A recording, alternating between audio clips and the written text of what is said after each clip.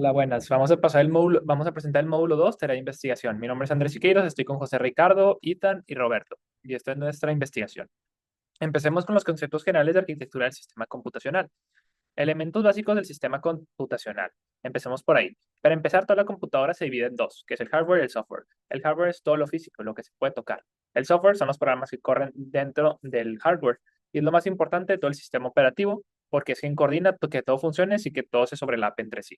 Ahora, el componente que conecta físicamente todo el hardware es la tarjeta madre. Sin ella, pues la CPU no puede hablar con el RAM ni con el disco. Todo el tráfico de datos atraviesa por ahí. Los componentes más importantes que se tiene son la CPU, que es básicamente el cerebro, la RAM, donde se guarda temporalmente los datos activos y es más rápida, el BIOS, que es lo primero que corre durante se prende la computadora, y los puertos de entrada y salida para conectar periféricos, y los PCIs, que son para ampliar, por ejemplo, RAM, tarjeta gráfica, y sí. Ahora pasamos al registro de ciclos y activos y del procesador de instrucciones. Los registros son la memoria más rápida que existe en toda la computadora y están integrados directamente dentro del procesador. Su función es guardar los datos de la CPU que se van a necesitar en ese momento sin tener que solicitarlas de la RAM. Lo más importante son el contador de programas y guardar la dirección de la siguiente instrucción. El registro de instrucciones que tiene lo que se está ejecutando en el momento, los flags que van a indicar el resultado de la última operación y el puntero de pila para el stack de funciones. Y la MMU que traduce direcciones virtuales a físicas. Y para ejecutar cualquier instrucción, la CPU pasa por tres pasos. Primero sería el fetch, que es la instrucción de memoria. Luego el decode, que es interpretar qué operaciones. Y finalmente el execute, que es realizarlo. Bueno, ahora vamos a pasar a interrupciones, traps y ejecuciones. Esto es algo muy interesante. Si el procesador está ocupado ejecutando instrucciones, ¿cómo se entera que presionaste una tecla o llegó un mensaje a la red? Bueno, en esto se meten las interrupciones. Las interrupciones son un señal que tiene temporalmente el procesador para que atienda un evento. Estas pueden ser a través del teclado, el mouse o dentro de la CPU. Esto es como el polling, que es que la CPU está preguntando constantemente si hay algún cambio, lo cual sería un desperdicio en el polling. Por eso pasamos a interrupciones, traps y excepciones. Hay tres mecanismos que hay que distinguir. La interrupción propiamente dicha viene del exterior, esa es asincrónica y puede llegar en cualquier momento. La excepción ocurre cuando el CPU detecta un error, por ejemplo, una división entre cero, y el trap es una interrupción intencional que genera el programa para pedirle un servicio al sistema, por ejemplo, leer un archivo, escribir un archivo, cosas así. Cuando llega una interrupción al sistema operativo, el sistema operativo guarda el estado actual de la CPU, identifica qué tipo de evento fue, ejecuta la rutina específica para atenderlo y luego restaura todo para que el programa continúe exactamente donde se quedó. Bueno, de esto vamos a pasar a la jerarquía de memoria. Ahí está, jerarquía de memoria. Bueno, no toda la memoria de una computadora es igual y en esta existen jerarquía de los niveles. Entre más rápidos tienen menos capacidad y más costo. Y los más lentos tienen mucha capacidad, pero son más baratos. Este, Bueno, con esto pasamos, se tiene la caché, que es datos temporales que se van a usar, relacionado o similar a programación dinámica, la RAM, los discos y el almacenamiento en la nube o red, que es un poquito más lento. La caché existe precisamente para reducir las veces que la CPU tiene que ir hasta la RAM. Funciona gracias a dos principios. Es la localidad temporal, que dice si usaste un dato y probablemente lo vas a volver a usar. Y y la localidad espacial dice si accediste a una posición de memoria. Probablemente también necesitarás las posiciones cercanas a esa. Entonces, además de agarrar ese, se expande para agarrar lo cercano a esto. Y bueno, por último, para comunicarse con los dispositivos externos hay tres enfoques, que sería el polling, donde la CPU pregunta en bucle. Esto es muy ineficiente, como se dijo. Las interrupciones, donde el dispositivo avisa cuando termina, y mucho mejor. Y pues también el DMA, donde un controlador dedicado mueve los datos directo a la RAM sin involucrar a la CPU. Bueno, y ahora pasemos a sistemas operativos. Pasemos a funciones de objetivos del sistema operativo. En estos se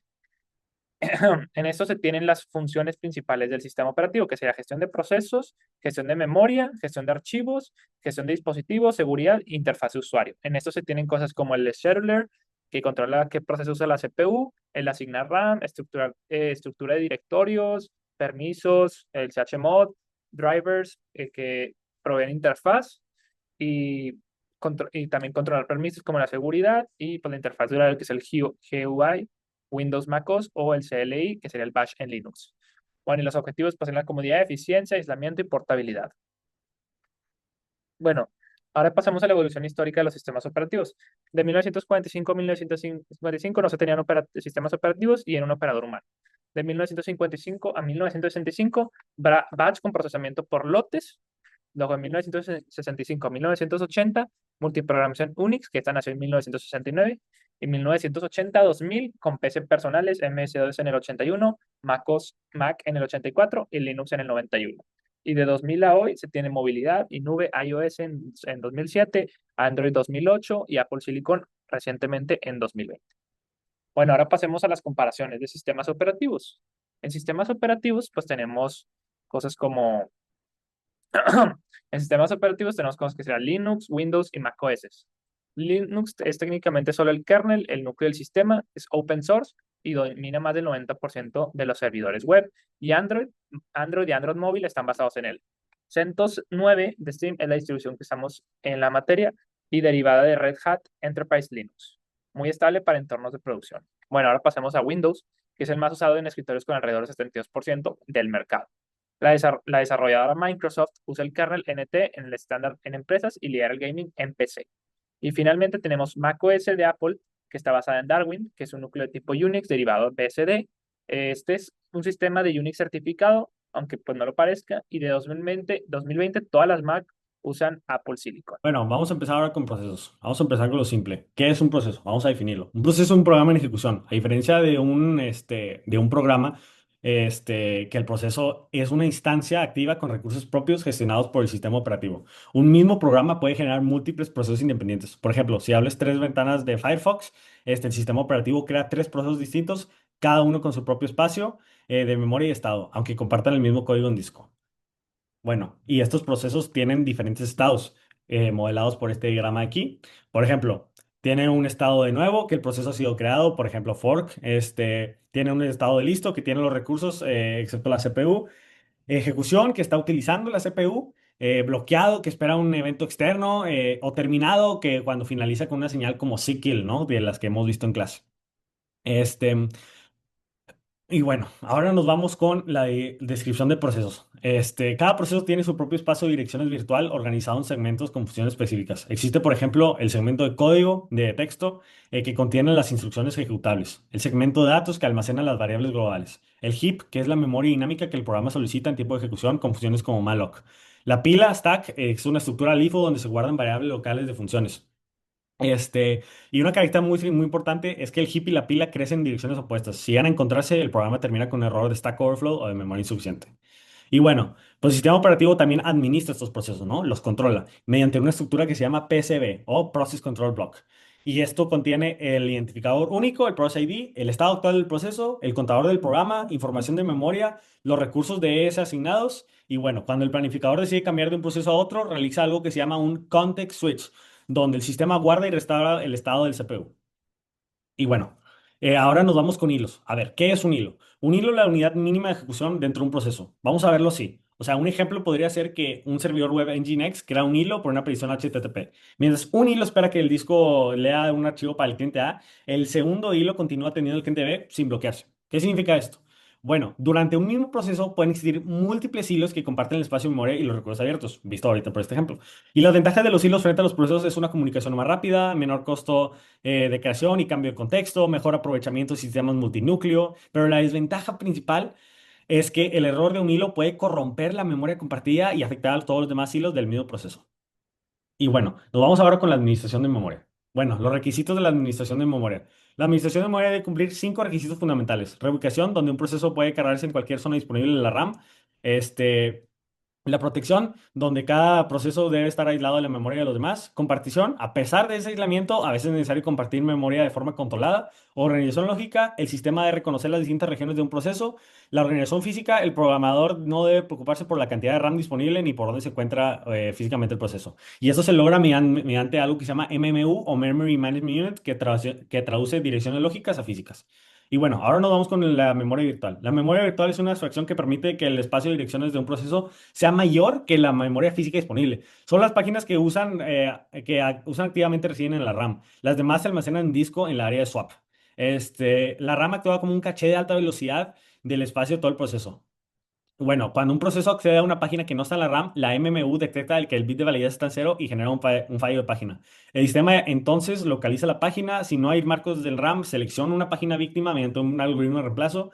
Si la víctima fue modificada, la escribe a disco y si no, pues la carga en la nueva página de RAM, actualiza la tabla de páginas y se renueva el proceso. Nos vamos ahora con algo que se llama la paginación. La paginación es la técnica más común para implementar memoria virtual. ¿Qué significa? Divide el espacio lógico del proceso en páginas de tamaño fijo, normalmente entre 4 kilobytes, y la RAM física en marcos del mismo tamaño. Cada dirección lógica se compone de un número de página y un número de desplazamiento. Tiene muchas ventajas, por ejemplo, como elimina por completo la fragmentación externa, porque pues, cualquier página puede ir a cualquier marco libre. Facilita la implementación de memoria virtual y la compartición de páginas entre procesos. Y bueno, para acelerar estas traducciones, el procesador tiene un caché que se llama TLB o Translation Look-Aside Buffer, que almacena las traducciones recientes. Cuando la TLB acierta, el acceso es casi inmediato. Si falla, la CPU debe recorrer las tablas de páginas en RAM, lo que añade latencia. Y bueno, vamos ahora con la segmentación. ¿Qué es la segmentación? Bueno, la segmentación divide el espacio de direcciones en segmentos de memoria de tamaño variable, cada uno con un significado lógico: código, datos, pila, heap, etc. Una división lógica aquí tiene dos partes: número segmento y número desplazamiento. La tabla de estos segmentos contiene para cada segmento la base y el límite, y si el desplazamiento es mayor o igual al límite, se genera una excepción de protección. Las ventajas es que la protección y la compartición son naturales, pero la gran desventaja es la fragmentación externa. Como los segmentos tienen tamaños variables, al liberar procesos quedan huecos de distintos tamaños en la RAM. Puede haber insuficiente memoria libre total, pero ningún hueco lo suficientemente grande para un nuevo segmento. Y bueno, ahora nos vamos con la técnica de paginación con segmentación, que este esquema combina paginación y segmentación pues para mejorar eficiencia y organización, ¿no? Y hace cuenta, lo que pasa es esto. Eh, Se usa el número de segmento para acceder a la tabla de segmentos que apunta a la tabla de páginas de ese segmento. Se usa el número de página para buscar en esa tabla de páginas el marco físico correspondiente. Y bueno, una de las ventajas es que combina la organización lógica con eficiencia de memoria, reduce la fragmentación externa y es la base conceptual de arquitecturas modelos. Aunque en sistemas actuales la segmentación se simplifica y predomina la paginación. Y bueno, tenemos ahora el tamaño de página y sus implicaciones. El tamaño de página afecta obviamente el rendimiento y uso de memoria y sistema. En páginas pequeñas hay menor fragmentación interna, mientras que en páginas grandes hay mayor fragmentación interna. Hay tablas más que pequeñas en páginas grandes, pero hay tablas de páginas más grandes en pequeñas. Es viceversa, ¿no? Y impacta la TLB con más cobertura en páginas grandes y depende del tipo de aplicación. Normalmente los sistemas modernos usan múltiples tamaños de página para optimizar rendimiento. Ahora continuamos con las políticas de asignación de memoria, con lo que es el first fit, el best fit, el worst fit y el next fit. Antes de comenzar con la explicación de cada uno de los algoritmos, proponemos el siguiente ejemplo para una mejor comprensión de cada uno de ellos, en donde tenemos tres espacios con dos programas a asignar. El primero es el programa C y el segundo es el programa D. Ahora, first fit, lo que hace este algoritmo es busca en los primeros huecos si hay disponibilidad para insertar el proceso ahí. Entonces, por ejemplo, aquí inicia en el hueco 1, pregunta, oye, ¿sabes qué? ¿Hay disponibilidad para insertar este proceso? Sí. Entonces calcula la remanencia, que son 12, y ahora se va al proceso D. Y en el proceso D hace lo mismo, inicia desde el primero. Entonces pregunta, en el hueco 1, ¿hay espacio suficiente para insertar ese proceso? Sí, sí lo hay. Entonces ahí mismo inserta también el segundo proceso. Después tenemos lo que es el best fit. El best fit busca cuál de los huecos tiene una menor remanencia. Entonces, primero lo que hace es recorrer la lista, calcula todos y ahora sí inserta ahí el proceso adecuado. Entonces, por ejemplo, aquí, como podemos observar, calcula las diferencias. Después se va por la menor. Entonces, en este caso, inserta en el hueco 2. Y ahora para el programa D, la inserta en el hueco 3, ya que tiene una menor diferencia a comparación del hueco 1. Ahora, para el worst fit, lo que hace este algoritmo es busca cuál es el hueco más grande, justamente para dejar para futuros procesos espacios suficientes para almacenar ahí los datos. Entonces, en este caso, el hueco 1 es el más grande y ahí mismo inserta el primer programa, que es el programa C con 4 kilobytes, calcula la remanencia, que son 12, y ahora va con el segundo programa, que es el programa D, y aquí mismo vuelve a elegir el hueco 1 porque este algoritmo, como aquí hay dos huecos con la misma cantidad de espacio, elige el primero que encuentra. Y aquí el primero que encuentra es el hueco 1 porque inicia desde el principio. Y ahora para el next fit lo que hace es que tiene un puntero para que no se calcule en ese mismo espacio y si no, cheque el siguiente y es un puntero que avanza de forma circular. Entonces, por ejemplo, para el primer programa lo que hace aquí es inicia en el hueco 1, pregunta, oye, ¿hay espacio para insertar este proceso? Sí, sí lo hay. Calcula la remanencia, quedan 12 y se pasa al siguiente. Como en el siguiente no hay suficiente espacio para guardar los 12 kilobytes, se pasa al siguiente, que es el hueco 3 y pregunta, oye, ¿aquí hay espacio suficiente para almacenar este proceso? Sí, entonces ahí mismo lo inserta. No es como el first fit que inicia desde el principio, aquí es, continúa en el hueco 1 y luego en el 2 y luego en el 3. Entonces lo que hace el puntero es guardar el estado anterior.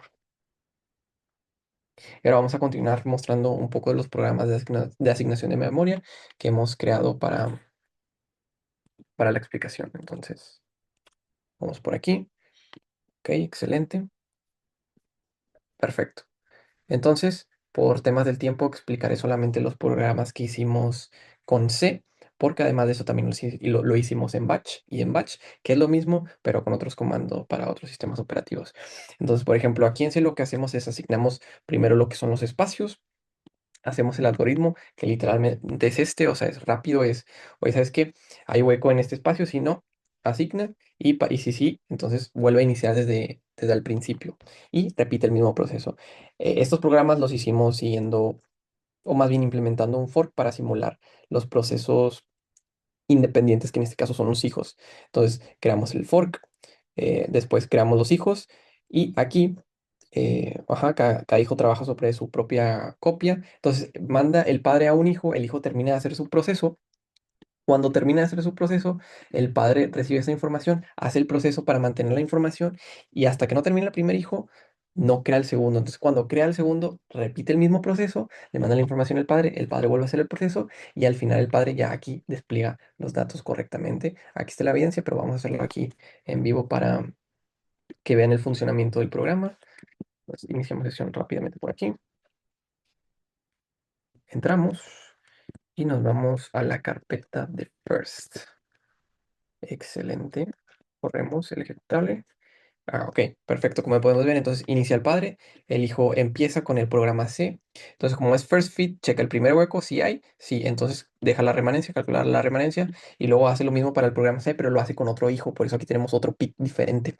Entonces, cuando termina de hacer este programa, checa en el primer hueco si hay espacio, sí, sí hay, bueno, pues ahí mismo lo asigna y aquí tenemos el resultado del padre que hemos creado anteriormente. Ahora les muestro también lo que es el código en batch, que esto mismo está en el documento que tenemos, la evidencia, el batch de Windows con su respectiva evidencia. Y ahora les voy a explicar un poco sobre el best fit de nuestro programa.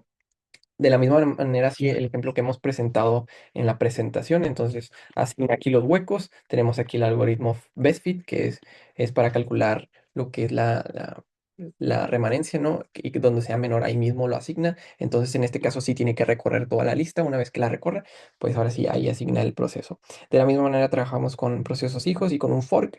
Entonces, creamos los procesos hijos.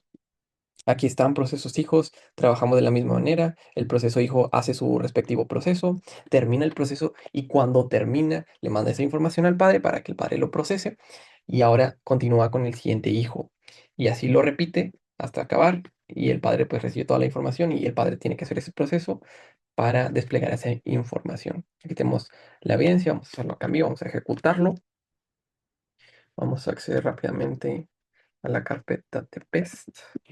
Ejecutable, excelente. Y aquí lo mostramos, ok. Entonces, inicia el padre, iniciamos un hijo en el programa C. El hijo lo asignamos en el hueco 2 que era el que tenía una menor remanencia, una menor diferencia a comparación de otros. Está el tercer hijo, el segundo hijo, perdón, y lo coloca en el último hueco, que es donde hay menor diferencia. Entonces, así queda al final con el padre que hemos inicializado anteriormente. Ahora vámonos, bueno, antes de irnos al siguiente, aquí muestro lo que es el bash rápidamente, el batch en Windows. Y ahora vámonos al worst fit en C. Entonces, igual, seguimos el mismo ejemplo, asignamos aquí los huecos, este es el algoritmo, es muy cortito igual. Y aquí lo que buscamos es que sea encontrar el hueco más grande y ahí mismo asignamos espacio. Entonces aquí está el pequeño algoritmo. De nuevo, creamos el padre, creamos acá los hijos, hacen su respectivo proceso. Cuando termina un hijo, le manda esa información al padre para que el padre lo pueda procesar y después el padre manda al siguiente hijo y al final el padre pues despliega lo que es la información. Entonces vamos a verlo por aquí rápidamente. Vamos a entrar a la carpeta de worst. Se llama ejecutable. Y aquí está. Entonces el padre inicia de la misma manera. Inicia el hijo con el programa C, busca el hueco más grande y el hueco más grande en este caso es el primero con 16, calcula la remanencia que es 12 y después de ahí se pasa al segundo programa que es el programa D. Como les comentaba anteriormente, como tenemos dos espacios iguales, aquí lo que hace el algoritmo es el primero que encuentre, ahí mismo lo asigna. Y como el primero que encuentra es el hueco 1, pues ahí mismo asigna el proceso. Ahora vámonos al último programa. Aquí está el bash, el batch de Windows. Y ya para finalizar, nos vamos con la implementación C de NextFit. Con el mismo ejemplo, asignamos memoria. Aquí está el algoritmo. Lo que hace es, aquí sí manejamos un puntero para quedarnos con el estado anterior, para saber lo que fue el paso anterior. Entonces, lo que hace es similar al first fit, pero no inicia desde cero cuando sigue un proceso aquí, se queda con el proceso anterior, en el estado anterior. Entonces, por eso usamos un puntero. De aquí nos pasamos a crear el padre crea los hijos, cada proceso hijo es independiente y hace su proceso, ese proceso se lo pasa a lo que es el padre, cuando termina el hijo se lo pasa al padre y ya cuando terminen de procesarse los hijos, el padre procesa esa información y la despliega. Entonces vamos a mostrarla aquí rápidamente. Un segundito, excelente. Vamos a acceder aquí a NextFit. Uy, a ver, no me deja ver esta cosa. Excelente. Entonces aquí inicia el padre, tenemos al hijo, el hijo en este caso se asigna en el primer hueco y después de aquí lo que hace es buscar en el segundo, como no hay espacio suficiente para asignarlo en el segundo porque el segundo programa pesa 12 pues se pasa al tercero. Entonces el tercero sí le caen los 12 entonces ahí mismo asigna el proceso. Hola, en esta parte voy a hablar sobre los algoritmos de reemplazo de páginas, que es un tema muy importante en los sistemas operativos. Cuando un proceso necesita acceder a una página que no está en memoria, se necesita agregar a memoria. Pero antes de eso, ocurre un fallo de página. Y si la memoria está llena, el sistema operativo debe decidir qué página reemplazar. Aquí es donde entran los algoritmos de reemplazo, los cuales impactan directamente el rendimiento del sistema, ya que un mal algoritmo puede aumentar los accesos a disco. Aquí se encuentran unos cuantos conceptos claves, donde está la página, que es un bloque de memoria lógica, marco o frame, que es un espacio de memoria física, falla de página, que es cuando la página no está en memoria, y una cadena de referencia, que es una secuencia de páginas que el proceso solicita. El objetivo de todos estos algoritmos es minimizar los fallos de página. En todos los ejemplos que voy a presentar, se empieza con un estado inicial donde hay tres espacios de memoria que están vacíos y se van a intentar cargar estas páginas que están en forma de números. Primero se empieza con el random. El random es un algoritmo que reemplaza una página al azar. Su principal ventaja es que es muy simple y rápido, ya que no necesita de ninguna calculación adicional. Sin embargo, su gran desventaja es que no consideran ningún patrón de uso, por lo que su rendimiento suele ser muy bajo. Aquí se muestra el código, donde aquí se utiliza el rand para encontrar un número al azar y así reemplazar uno de estos tres de forma al azar. Después está el algoritmo que utiliza FIFO, que es First In, First Out, que reemplaza la página más antigua en memoria. Se implementa con una cola, lo que lo hace sencillo, pero tiene un problema llamado anomalía de Beledy, donde aumentar la memoria puede provocar más fallos. Aquí en el código se utiliza PTR, que es corto para pointer, en donde va a ir apuntando a la memoria más antigua y ahí cambiando conforme se van reemplazando. Después está LRU o Least Recently Used. Este reemplaza la página que no ha sido utilizada recientemente. Se basa en el principio de localidad, que dice que los programas tienden a reutilizar los datos recientes. Es más eficiente que el First In, First Out, pero también es más costoso.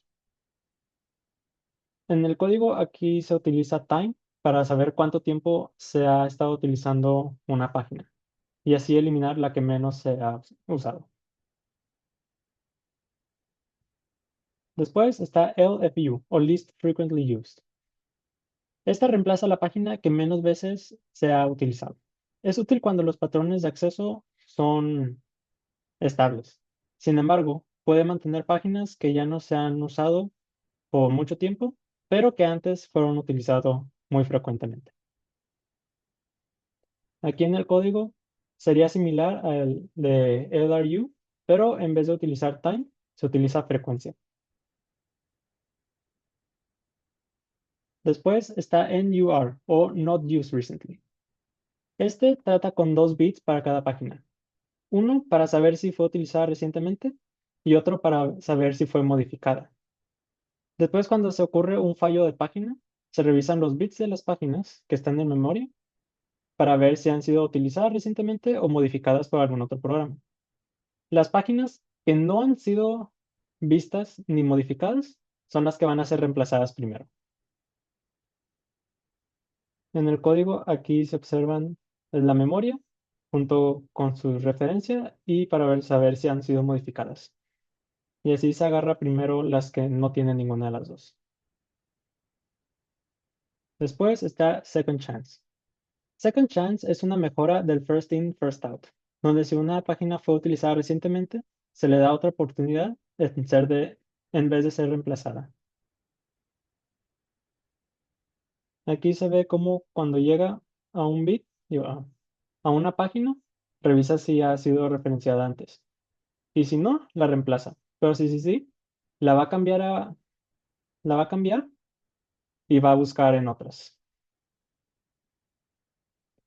Y finalmente está Clock.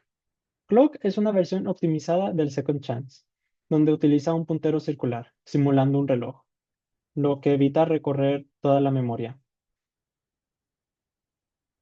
Acá en Clock se puede ver el uso de hands para así no tener que ver las páginas en la memoria cada vez que ocurra un fallo de página. Y aquí está el análisis comparativo, donde se muestran las ventajas y desventajas de cada algoritmo, donde se ve principalmente su precisión y costo computacional e implementación práctica.